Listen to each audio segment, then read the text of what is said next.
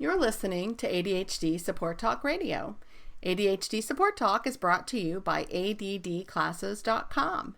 Visit www.addclasses.com to sign up for free webinars and online events today. Well, hello and welcome back to ADHD Support Talk Radio. I'm your co-host, Lynne Edris, and as a productivity and ADHD coach, I help overwhelmed professionals reduce procrastination, improve time management, and get more done with less effort so that they have more time, energy, and more bandwidth for what matters most to them.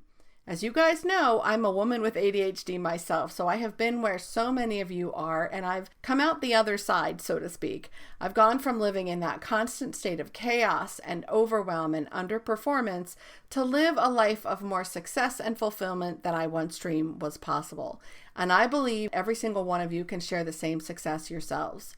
You can learn more about me, what I do, and the programs and services I offer at www.coachingadvantages.com.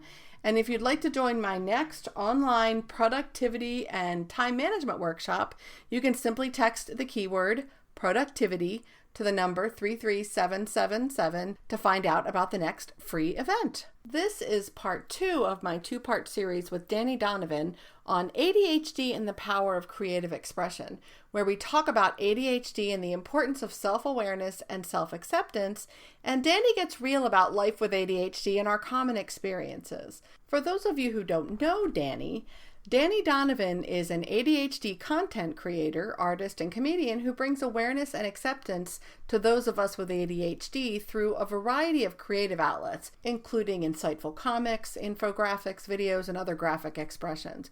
You can learn more about Dani and what she does at www.adhdd.com or support her work at patreon.com/Dani Donovan, DaniDonovan. So welcome back, Dani.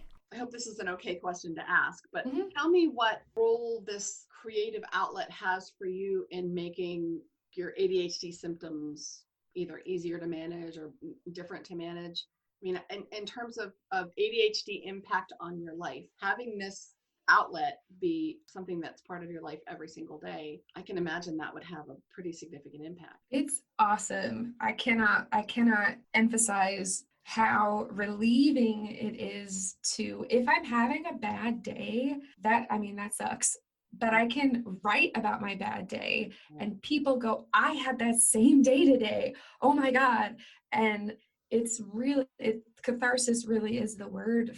I mean, I don't do it, I would say every single thing isn't always on the internet, but the hard experiences for me now, I am able to have the self-awareness to kind of analyze them for like what they are. Yeah. Think to myself, is my ADHD in play here? Is this something that other people also go through? Can I relate this back to, symptoms, or can I relate this back to tendencies? What is it that's actually at play here? I would say like self-awareness has definitely increased because now I'm paying attention to what I do, because I'm realizing more and more everything that I do in some way, seems to be related to this. And so when I'm being really hard on myself, especially, like, this is such an understanding community. So I really feel so much support and reassurance for going through what I'm going through. But it's not me just posting it so that I get that reassurance. It's posting it so that other people know, again, you're not alone in this experience. And I just love when other people share those types of stories, because I feel like every day now I just have a new thing that just clicks for me. And when you can understand yourself in certain terms and you're able to put together these pieces and connections that routinely like happen again and again and again. And that's really where I'd say the meat of my content comes from, is when I notice myself going through the same cycles, and I used to beat myself up and be like, oh, I always do this. And now I stop and I go, I always do this. And I think that even, I'm going to specifically kind of call out one of my comics, which is this rejection sensitivity one called Are They Mad at Me? Right. And it's got these 2 targets, and one of them it says, what my brain thinks, and it's like, yes, they're mad and they're, it's just got like a huge thing in the middle, a huge target in the middle that says yes, and like all the arrows are sticking in there. And then the other side says like, no, they had a bad day or like mildly annoyed, right? And so every time I'd have coworkers kind of whispering, and my brain would automatically go to this place of they're talking about me, what did I do wrong? Right. Thinking in my head, like I remember that comic, I like see it in my head. I'm like, ooh, my brain's bored and it's making stuff up. I don't know what's going on. I'm just assuming ill intent. Right. And so I think it has a really powerful way of kind of grounding me in a lot of those experiences. And that's huge. So much of our ability to manage ADHD goes back to self-awareness, right? Understanding your own patterns, understanding where you get yourself stuck, knowing ahead of time or knowing in the moment that, okay, I've been here before. And the thing I always tell my clients, yes, you've been here before and you have a 100% survival rate so far. So I love that. Right? Like diffuse it a little bit and let's look at it a little bit more objectively. My ADHD coach had actually the biggest thing that has kind of stuck in my mind, and I have to remind myself of this all the time, is I was beating myself up for so long for my lack of consistency. Right. And she goes, well, what if for you consistency looks like inconsistency? Right. Like, what if inconsistency is the one thing that you can count on? What would it feel like to not feel bad about that? And I just had this moment where, like, oh, so you mean if I start some productivity to-do list system and I stop using it within a week and I find something else, that I don't have to beat myself up for not doing this anymore? Yeah. And in fact, the reality is that like I am just no longer expecting myself to stick with that kind of stuff. Just knowing that you're adding it to a toolbox, and that when one thing stops working, you can either find a new thing or go back to something else that worked. And it really keeps that novelty, which us ADHD brains really need sometimes. Absolutely. Knowing what about that tool in particular was helpful for you, and then you can go and replace it. And that's big, right? That's a big part of the self-acceptance, and that letting go of doing it the right way. I'm using my quotey fingers, you guys can't see. Doing it the right way, doing it perfectly, doing it the way you should, right? It's okay.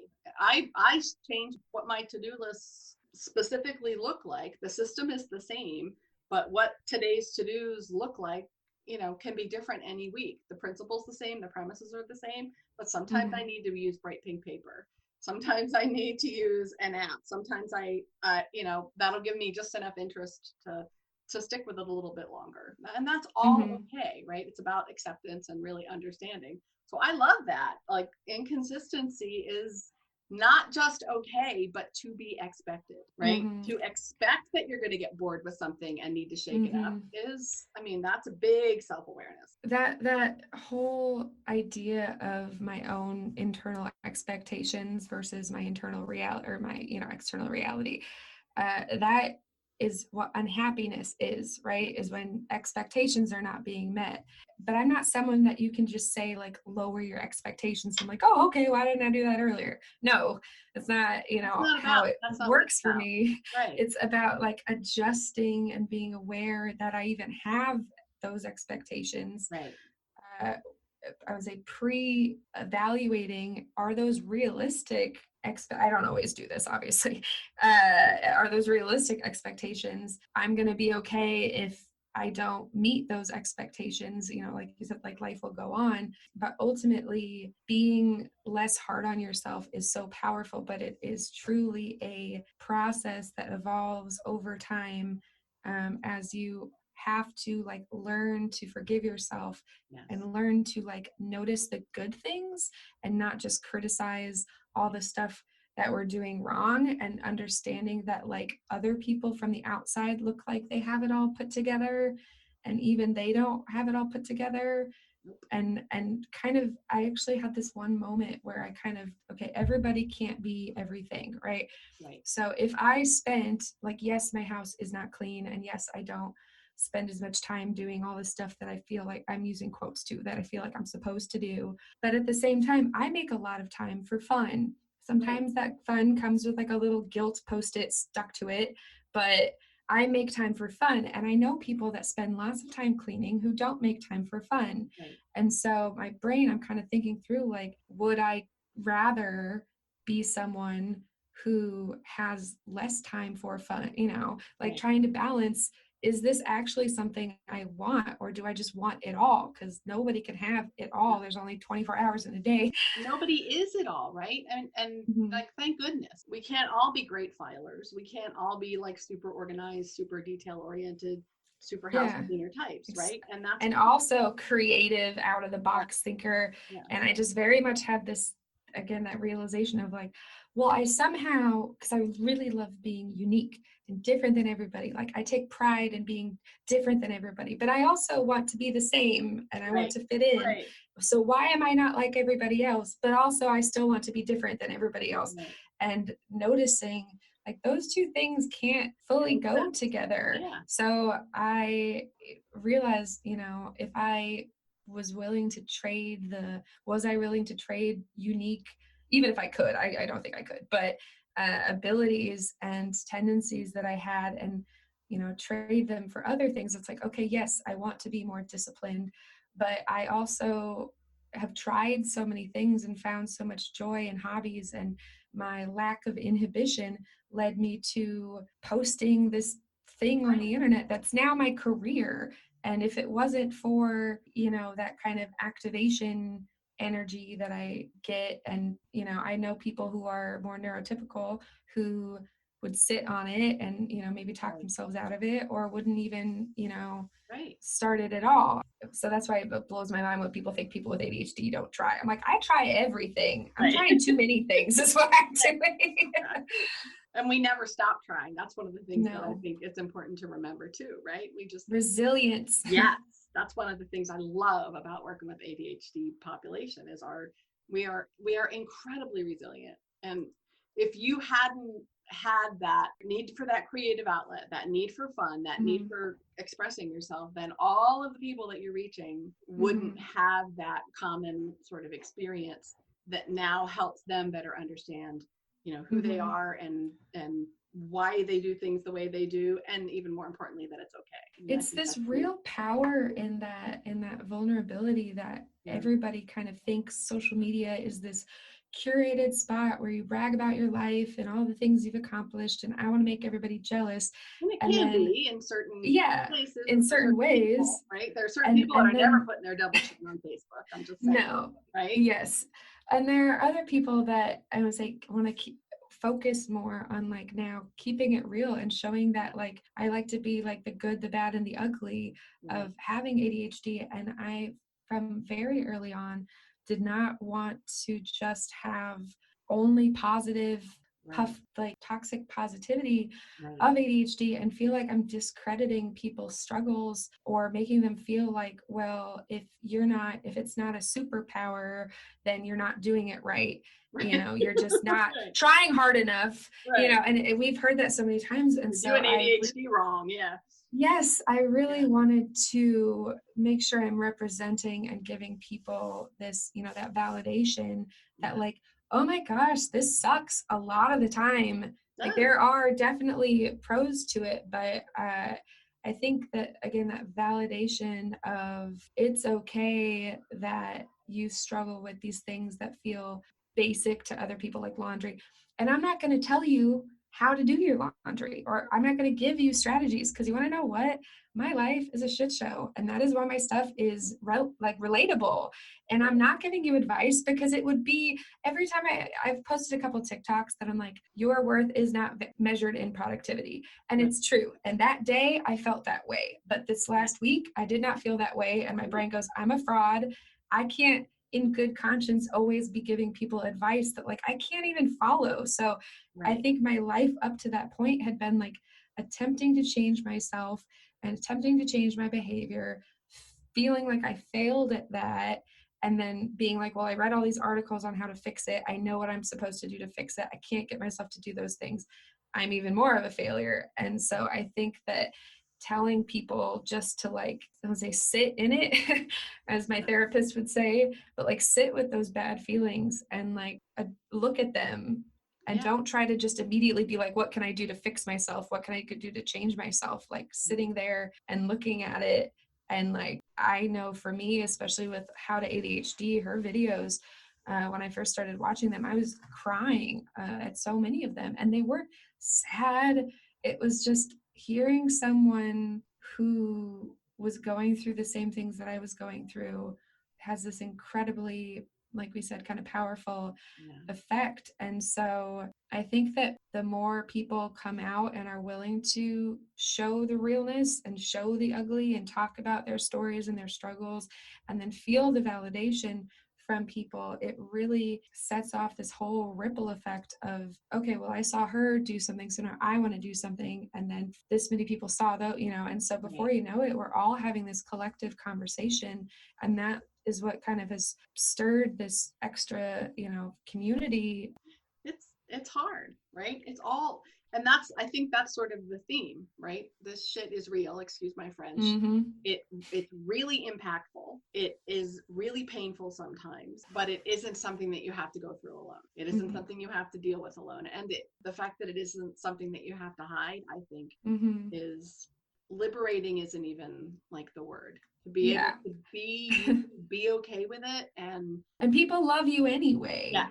That's the biggest thing, is that like I didn't love myself, and I thought that if I worked really hard or if I achieved a certain level of success that I would love myself, and all of my self-worth was really dependent on what other people thought of me, and I in that way thought I had to be perfect or to look like I had my life together. And I think that there are people who, like Renee Brooks and ADHD Alien and Jessica, like I mentioned, a lot of us who are very real about or at least on like Twitter, especially wanting to create conversations about certain topics, but then just go on a whole rant about our life falling apart that week. And for people to see like, oh, I look up to her and she is having the same experiences I am having. And I think that all of us very much don't ever want to be put on any kind of pedestal of like, well, she's got her life together, so I need to have my life together. And it's like, no, I want to make it abundantly clear that my struggles have just like shifted to like a different set of struggles, because now I'm my own boss, and that's extra hard. There's no accountability now. Accountability is like a whole different. I'm very good at deadlines now. I don't have deadlines, so like all of my previous coping strategies are like thrown out the window. So I think that ADHD manifests itself in so many different ways.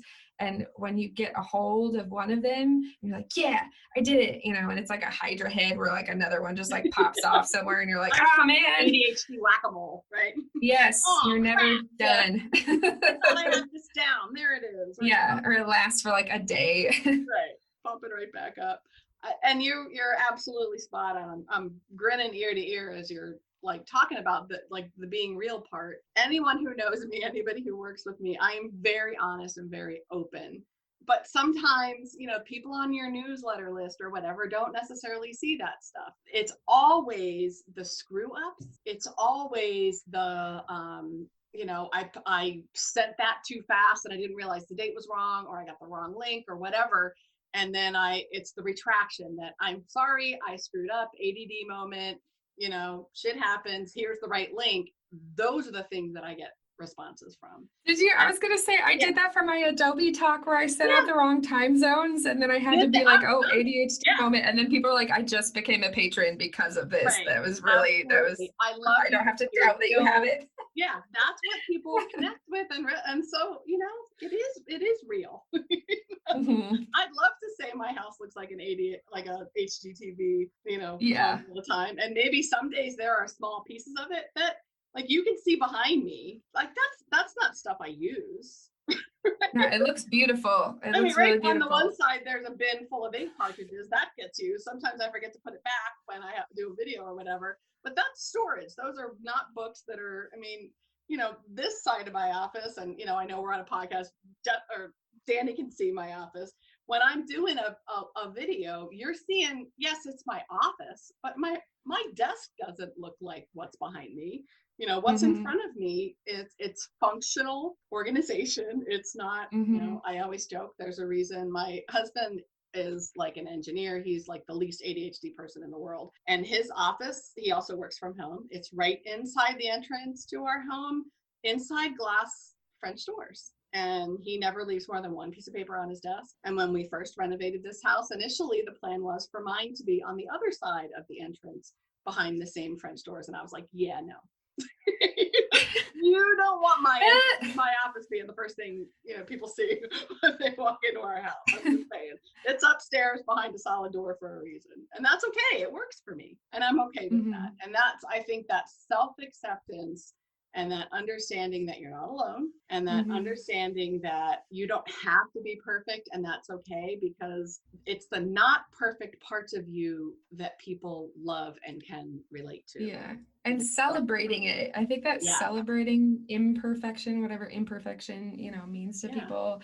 I haven't posted it yet, but I have there's this TikTok trends where people are like, things in my minimalist home that just make sense, or like things in my eco-friendly home that just makes sense. And then they have like this little tour of this stuff that they use in their beautiful IKEA house or whatever it is. And I'm making one that's like things in my ADHD, because my husband and I both have ADHD. So it just like is, looks like a tornado came in, you know, thing. And it's like things in our ADHD home that just don't make sense. And it's just like me filming, like I just did one on dishes, right? And if you go up into our bedroom and it's just like moldy coffee cups as far as the eye can see, and like water bottles that we don't, or like bottles we don't want to open because there might be coffee, and you know, coffee is a big thing with us. But having all these different, you know, dishes, and it's like, need to set this thing down, just like move it out of the way. It's a real convenient time saver, you know, where you can see very clearly, you know, it's pretty much a tour of our home and the like incredible mess that it is. But I know, I'm like, people are going to see this and go, oh my gosh, my house is that messy. And she's not ashamed. Well, I am, but like, she's not ashamed to post this incredibly messy house that might garner some criticism of people being like, how can you live like that? You know, but knowing the majority of my audience will not judge me. That's, I think, what the biggest thing is, that like fear of judgment, that fear of criticism, that fear of shame induced by being around, you know, people or roommates or whatever it is that made you feel small, that made you feel defective. Or what you assume other people think about you. That's yes, most of the time exactly in our heads more than it is really coming out of anybody else's mouth. I mean, that's the worst part, I think, for most like pre-judgment. Assumed judgment. Judgment. Absolutely. And we judge ourselves so much harsher than a lot of people, you know, judge us. But it's this, especially if you grew up, for me, like my parents are very clean, and they never, you know, my mom, and I kind of joke about this because she'd want me to, you know, clean my room, and she'd come in and I'd be sitting on the floor playing with this toy I found that I forgot I had, you know, like getting distracted while cleaning my room. And then she's like, oh, I just shove everything under my bed. And she goes, I knew you were shoving stuff under your bed, but like your floor was clean. I didn't care. I wasn't going to like force you to pull it out and, you know, deal with all of it, because like, why do I care so long as there's not like rotting food under there, you know? So I think that having this acceptance, and I think too, for I'm a parent of a ADHD stepson and ADHD stepmom and ADHD dad. And so it's a little chaotic, but for us to really have this understanding and empathy for each other of, even when things bug you, like I feel bad, but like, because this is always the example I use, because my husband doesn't have a lot of things that bug me that much, but he leaves sometimes condiments out on the kitchen counter, and if I don't see them before I go to bed, like I cannot tell you how many half full things of mayonnaise we've had to throw away because they got left out overnight, because he opened it, used it, set it back down, and didn't put it back in. But I was conditioned when I was younger, you know, that like I'd get not yelled at, but like I'd get in trouble pretty much. So that's not a habit that he formed. And early on, it was very easy for me to just be like, can you just put it away? Like, just when you're done using it, just put it away, right? It seems so simple. And as time went on, and I realized, I'm like, your ADHD manifests in a different way than mine. I'm not going to shame you about this anymore, but this is the rule. If we have to throw out something because it got left out, like, I'm not going to be mad, but you're buying you buy a replacement on you. And so that's things that has been reduced quite a bit. But at the same time, I'm like, how can I adjust my behavior? And if I can, you know, and I'm walking through the kitchen or after we've eaten, I'll just kind of go in and look and be like, oh, well, this, and just put it back myself, because that takes 2 seconds. He helps with so many other things. Not worth it. And instead of me thinking, well, you need to do this because you took it out. If you loved me, you would put them in. If you love me, you would, yes. And me being like, well, you literally always take the trash out, so I guess I can put condiments away if I notice that, Absolutely. I remember we've been married for more than 32 years, and as like naturally organized as my husband is, and how like he's so good at so many of the things just kind of naturally that I've always struggled with. And I remember really early on him saying, and I don't even remember what it was, but like, why can't you just put it in your calendar? Or why don't you just whatever? And I remember it's a triggering phrase. Yeah, I just started crying, and I said, if it were that easy for me, don't you think that I'm smart enough that I would have just done it that way? And he was like, I never really thought about it. And I'm talking, this is like probably year 1, year 2 of us being together. And that was the end of that phrase. Like I never heard that from him. It would be, how can you remember, or how can I help you? Yes. That's a completely different like working relationship. And that's what a marriage is, obviously, but it's a completely different dynamic. It's really a level of acceptance, but you've got to accept you first, right? If you can't accept you, then you can't expect other people to.